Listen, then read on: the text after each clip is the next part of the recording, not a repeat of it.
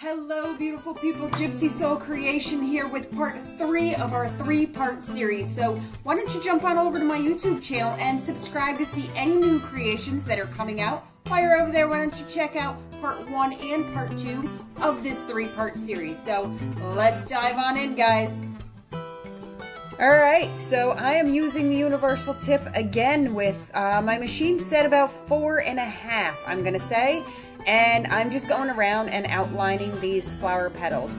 Always make sure that you're spinning your piece around so that it's comfortable for you to work on. I notice when I'm trying to video these for you guys, I sometimes get my own hands and cord in my own way. So make it comfortable for you.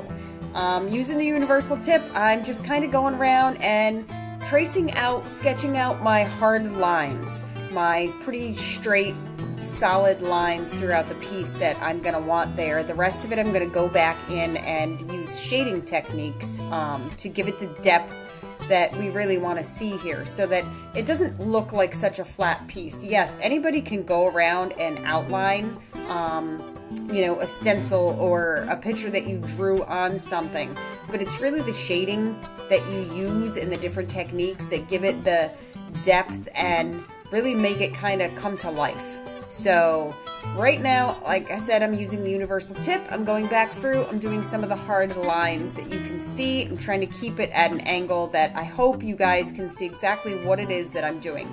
Working on these spoons, their shape to them kind of makes it a little more difficult to reach certain areas sometimes and to really get a hold of it and have the correct angle to where you can get the lines and the shading exactly how you want it. So be patient with yourself and just kind of, you know, work through it. Don't be afraid to spin it around 1,000 times if you have to. Whatever you need to do to really get at the right angle so that you're comfortable while you're working on the piece.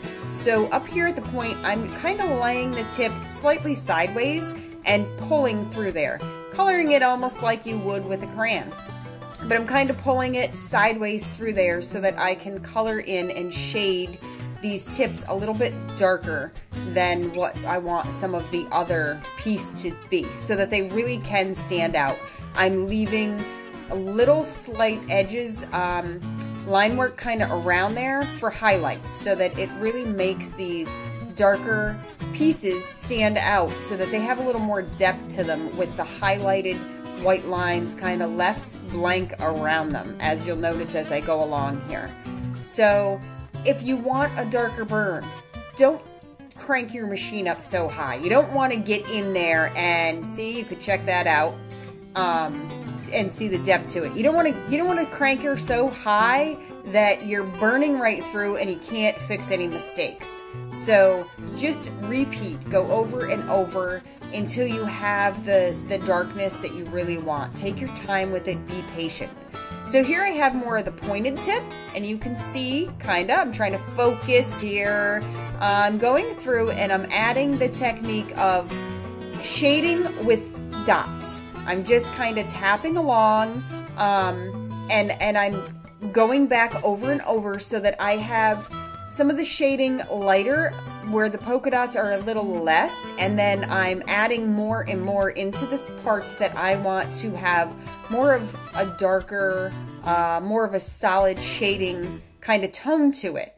And again, this just requires patience, guys. Just be patient, enjoy the process. You could see in the flower tips how I've kind of have already gone over that, added the lighter shading as it went down and the darker up towards the tip.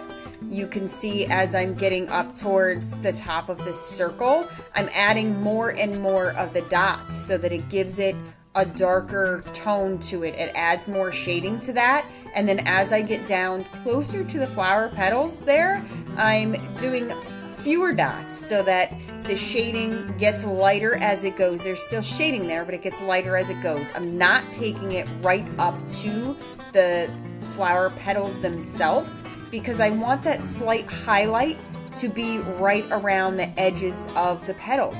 That makes it stand out so that I have the shading inside the petals, I have the shading kind of outside, but you want to leave that slight line blank so that it's that little pop of highlight that really makes everything kind of stand out. yes, I speed up these videos so that you guys can see, you could see the finished product a lot quicker than what it actually takes me. So moving ahead into the next pieces, I'm outlining, it's a very tiny, dainty kind of flower that you will see as I hold the spoon kind of up towards the camera. You'll see it more once I kind of get this finished here. You can see these are little tiny little flowers in there, and I'm still using the pointed angled tip. And as I go around and kind of trace them out, then I'm going to go around the outside of it, and I'm going to add the shading with the dot technique. And I'm going to make it darker down towards those flowers and a little lighter as it goes up, so that you can really make those highlights, those light inside pieces of those little dainty tiny flowers stand out. And then moving up towards the top of the piece, again, the dotted technique. I'm just adding some shading. I'm leaving some highlights around the edges and around the inside. So on both sides of where I'm doing the dot shading technique here, I'm leaving some blank space. That stands out for the highlight. I'm gonna go back into the center and I'm gonna lay this tip slightly down and drag it. I'm pulling. So I'm leaving some circles blank so that they will really stand out and be the highlight, along with the lines down the sides. But I'm angling this tip slightly flatter than what I was when I was doing the polka dot effect. And I'm just dragging it so that it gets more of a darker burn, more depth to the inside of these triangles that I'm going for here, guys. And you can really, it really helps it stand out in, you know, aside from the dotted shading and with the highlight surrounding it.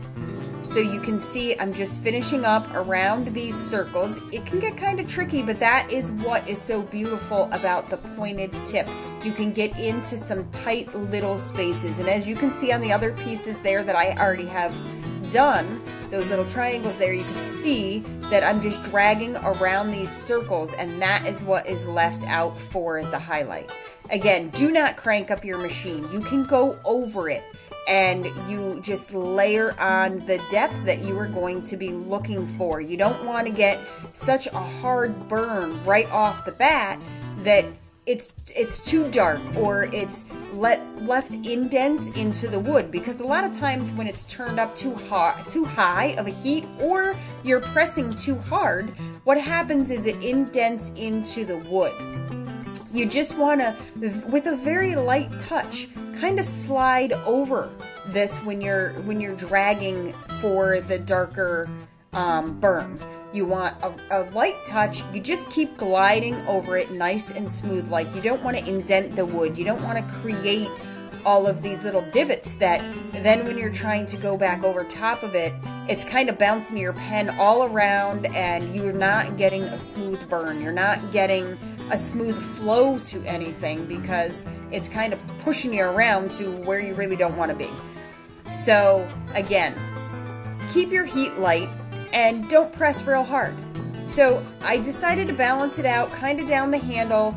On the other part 1 and part 2 of this series, you will see the same 3 circles going down the handle at the top and 3 at the bottom. And in each part, I've used a different technique in these circles. So this one I'm following through to the polka dotted effect, and I'm just going through and I'm touching lightly to add some of these dots in here. I'm going to add a little extra pizzazz to the handle by just darkening and shading slightly, ever so slightly on the very edges to kind of get your eye to flow down so that everything is not just right at the top, and your eye kind of gets pulled all the way down the handle so that there is a beautiful flow to this.